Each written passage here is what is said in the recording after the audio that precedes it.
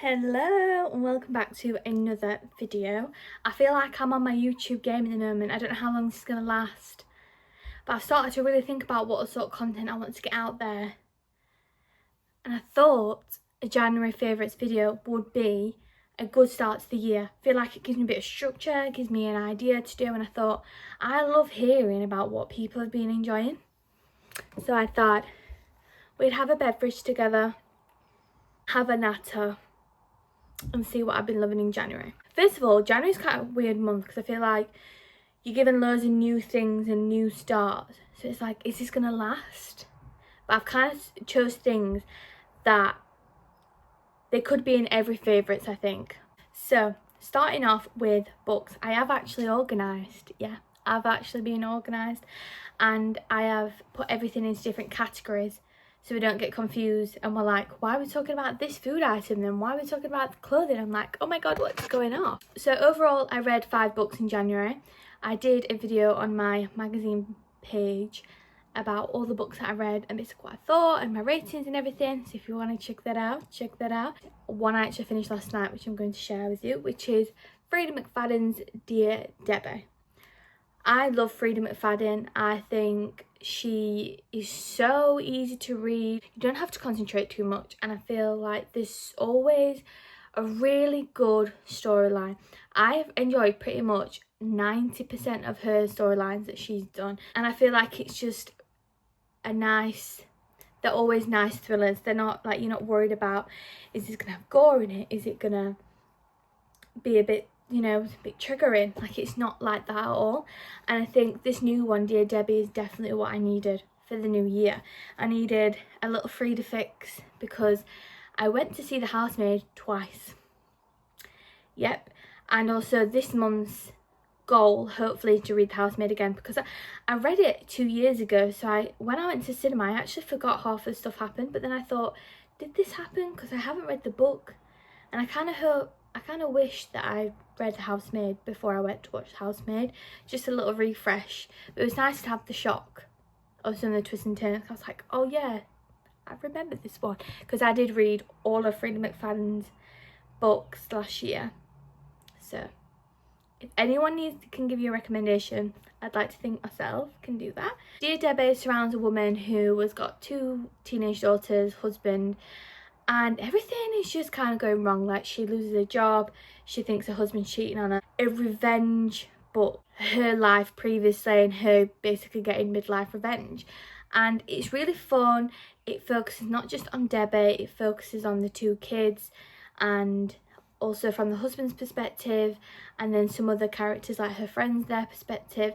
And I just love how clever it is, because Frida tells you something's happening and then she just takes it away, and then everything that you didn't even know didn't make sense, or like the little details that you were told at the beginning or halfway through, at the end they all come together like a big cake and you can just enjoy it. It's just brilliant.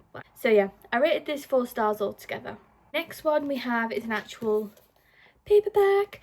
We have The Woman in the Cabin by Becca Day. If you need something not too overwhelming, just something to kind of get you out of a rut, or maybe just a pick-me-up in the thriller world, this was crazy, this book. I sat there, and my boyfriend actually picked this book out because I was like, I don't know what book I want to read. My head's fried. I don't know what to read now. I've just finished Alchemize. Like, my head's going to explode. I don't know what to do. And he was like, read this. Read this. He's never read it. He doesn't read. I don't think he's ever read a book. Yeah, so I tried it out. Was there, flicking all night. Woke up, flicking all morning. Got back home. I was flicking. And next minute, the book is over. And I think it is just creepy, but also not too graphic. But it is dark. It's a dark concept, and it surrounds basically this woman who is like in a polka dot dress. She's got red lipstick on. She's a 50s housewife in the modern age, and then she waits for her husband to come in. She cooks him tea, she cleans, she gardens, she does all these lovely nice things for him, and he is horrid. He's horrid, and she has no outside connection with the outside world. He works out there, and things start to change. Things start to go wrong, and his plan isn't going to plan, and she's cool. She's good. and I feel like when you're reading the book you really want to cheer on the main characters. Next we have, which is very on theme because I said everyone get a beverage because we could be here a little while, is I tried a new chai. I've always been a drink your chai girl. I love drinking chai, but it's branded, it's expensive, and also at that time when I needed it, my mum was going to M&S and she was like, Daisy, do you want anything? I was like, could do with some chai. Should we try a new chai? And it was a spiced chai, so it doesn't taste like the drinking chai, but it's so good. It is so good, and this is what I've been drinking while I ran out of my chai. It has got more of a cinnamon taste to it, so I feel like you don't have to add cinnamon or the rest. And then also I am now a honey girl. I have never actually had honey before.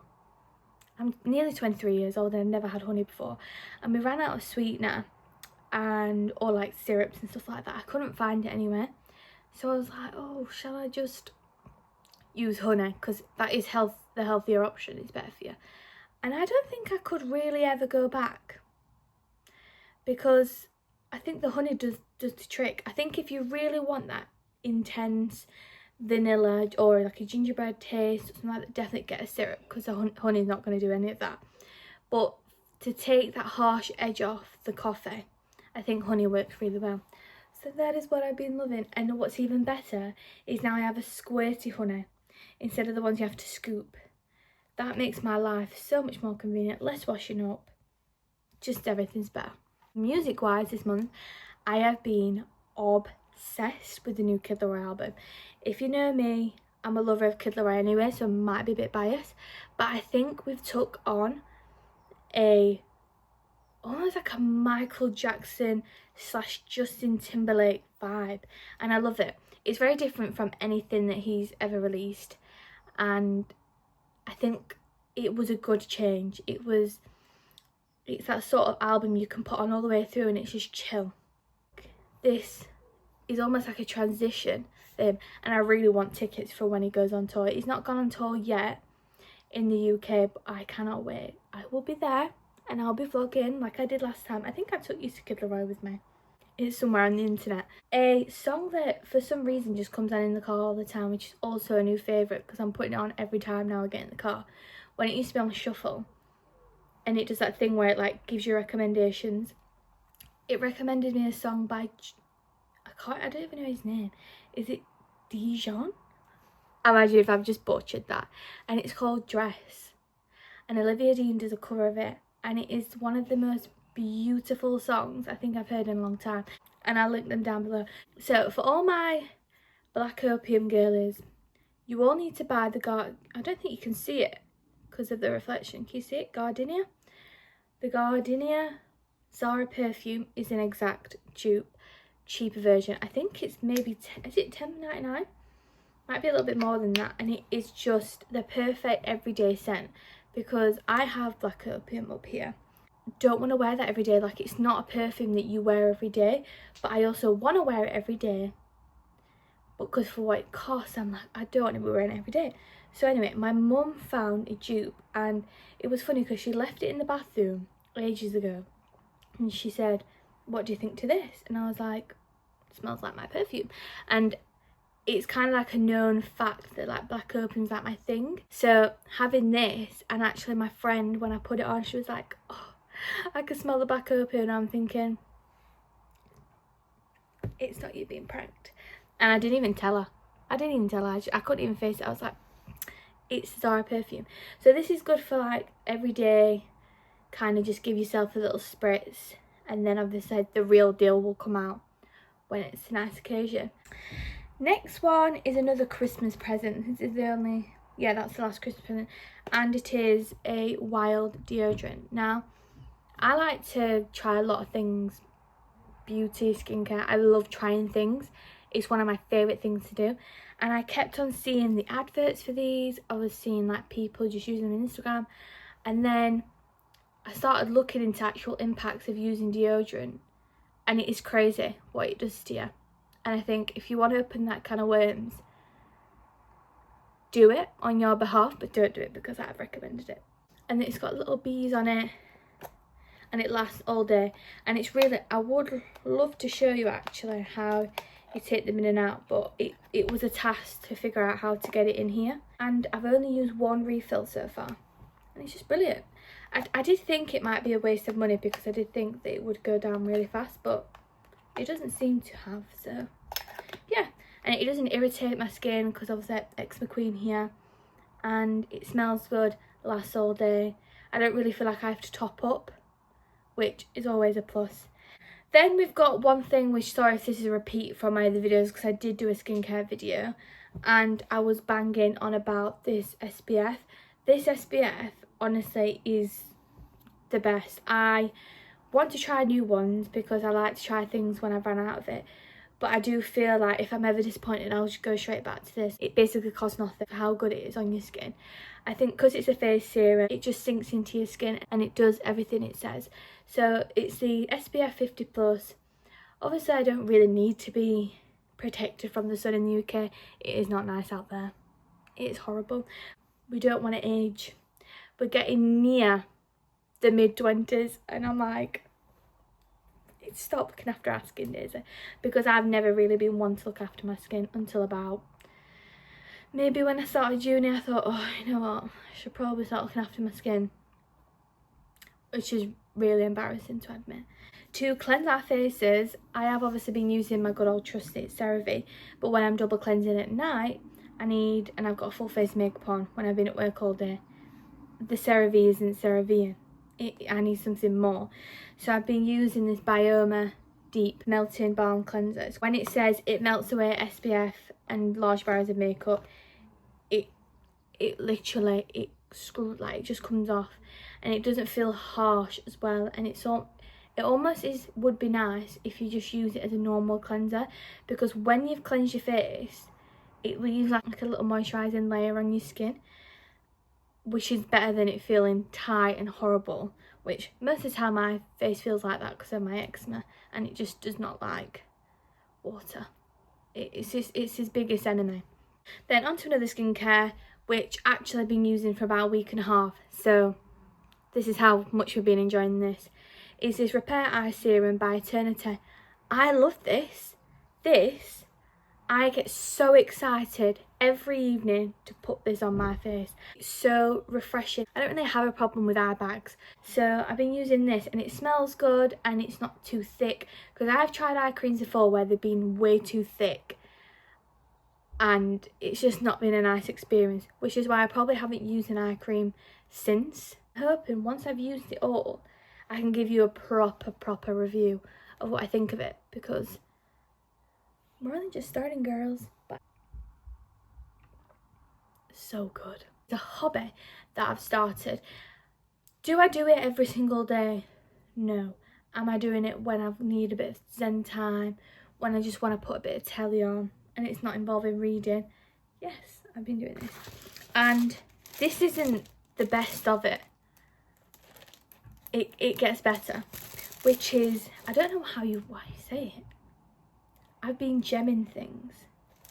So my friend, I was under a lot of stress last year, well, the end of last year, and she was saying you should do colour by numbers, and I said I used to paint by number, and then I don't want to get paint on my white bed sheets, and I would want to do it in my room. I don't want to do it downstairs. And then I was like, I really want to gem my book covers, which I haven't done yet, but I am going to. I'm in the process. I've got all the kit now for it. So she got me a gem by number.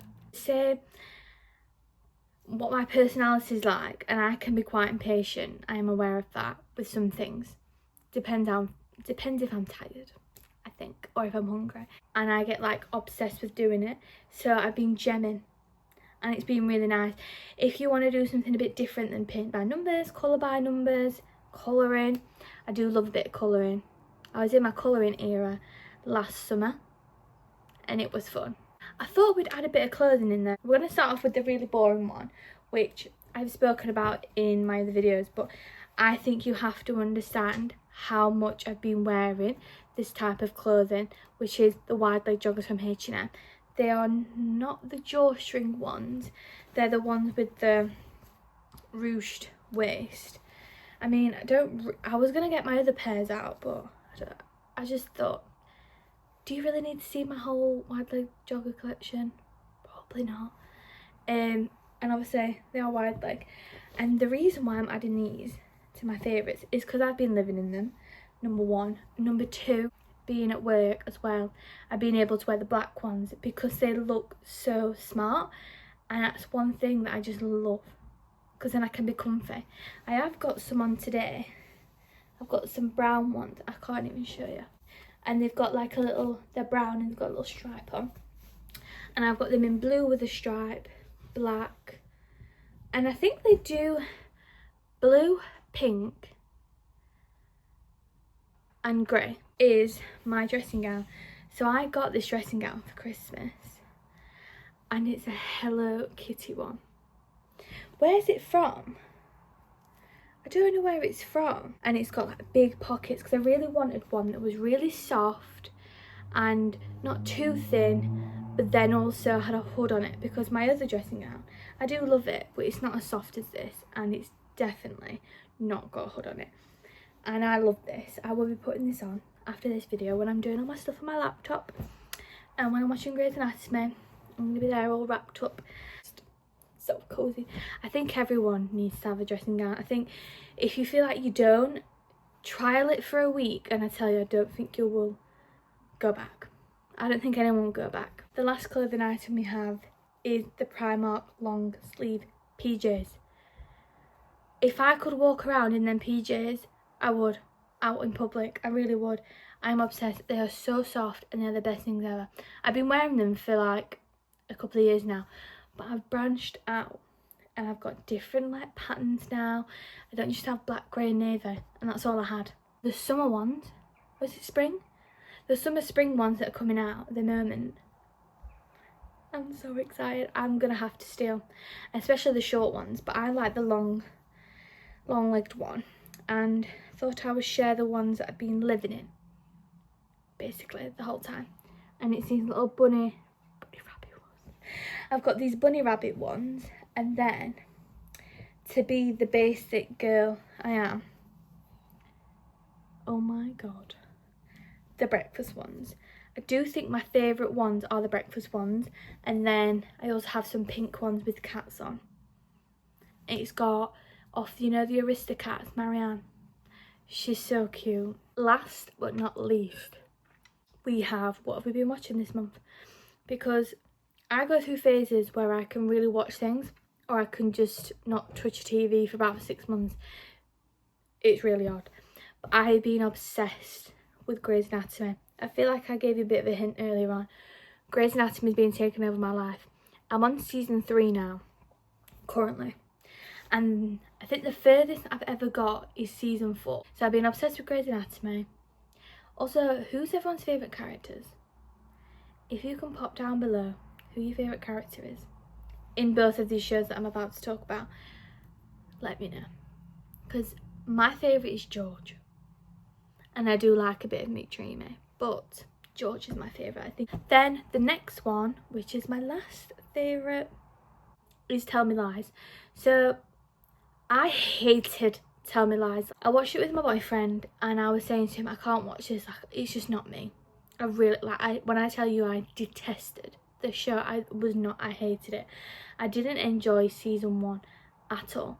And then we watched season 2, and then I don't know what happened, like I started getting into it. I felt like because the storyline developed and I think things were going off, actually making it a TV show, I think I started enjoying it. But initially I hated it because it was just full of the shenanigans. Like, I hated that. Like, I don't like a show that basically runs off that. I will say I am enjoying it now. I'm watching the new season, and obviously that doesn't finish till February, but my favourite character in that is Wrigley. Is it Wrigley? I think it's Wrigley. Wrigley, and I do like Brie. And obviously if you're watching it at the moment, I'm not going to say anything anymore. But yeah, I hope you enjoyed my favourites video, because I really want to do this every month. I don't know if I'm going to be able to find enough things to talk about, but I'm pretty sure I will. And yeah, I will see you next week for another video. Bye.